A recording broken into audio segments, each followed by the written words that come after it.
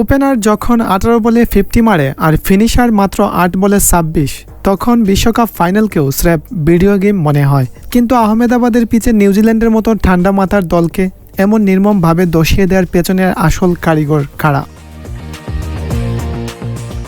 2023 সালের সেই অভিশপ্ত রাতের কথা মনে আছে? এই মাঠেই তো কোটি ভারতীয়র স্বপ্ন ভেঙেছিল।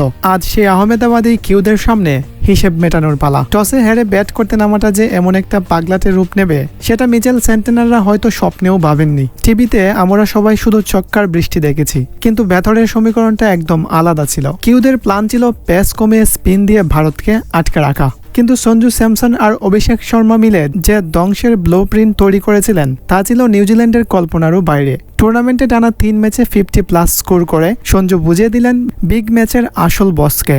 খেলা শুরু হতেই অভিষেকের ব্যাট হয়ে উঠল খোলা তলোয়ার। জ্যাকব ডাফি, লকি ফার্গুসন সবাই দিশেহারা। কাট, পুল, স্লগ, চোখের পলকে 21 বলে 52 রান। এরপর শুরু সঞ্জুর ম্যাজিক। রচিন রবীন্দ্রকে পরপর 3 ছক্কা। গ্যালারিতে তখন শুধুই গর্জন। আর তখন স্যামসনের ছন্দে তাল মিলিয়ে ঈশান কিষানও খেলে নিলেন 25 বলে 54 রানের দুর্দান্ত একটি ইনিংস। কিন্তু 16তম ওভারে দৃশ্যপট হঠাৎ পাল্টে গেল। জেসম নিশান বল হাতে এলেন 1 ওভারে 3 উইকেট। 46 বলে 89 রানের এক অবিশ্বাস্য ইনিংস খেলে সঞ্জু যখন আউট হলেন, ডাগআউটের টেনশনটা তখন স্পষ্ট। বারবার ফিল্ডিং সাজানো আর বোলারদের কাঁধ ঝুলে পড়ার দৃশ্যটা বলে দিচ্ছিল নিউজিল্যান্ড ম্যাচে ফেরার জন্য কতটা মরিয়া ছিল। ঠিক তখনই এন্ট্রি শিবম দুবের। চরম চাপের মুখে ক্রিজে এসেই তাণ্ডব। নিশামের শেষ ওভারে যেন আগুন জ্বলল তার ব্যাট থেকে। মাত্র 8 বলে 26 রান। বলগুলো যেন বাউন্ডারি লাইন পার হওয়ার জন্যই তৈরি হয়েছিল। 20 ওভার শেষে স্কোরবোর্ডে জ্বলজ্বল করছে 255 রান। টি-20 বিশ্বকাপের ইতিহাসে ফাইনালে এর চেয়ে বড় স্কোর আর কেউ কখনো দেখেনি। গ্যালারির 1 লাখ দর্শকের গর্জন।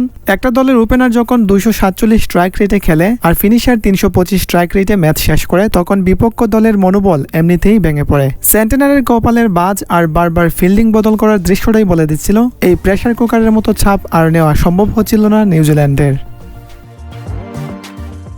নিউজিল্যান্ড হয়তো ভেবেছিল মাঝের ওভারগুলোতে উইকেট তুলে তারা মোমেন্টাম কেড়ে নেবে, কিন্তু সঞ্জুর ক্লাসিক হিটিং আর শেষ মুহূর্তে দুবের ওই 8 বলের সাইক্লোন তাদের সব অঙ্ক ভুল প্রমাণ করে দিল।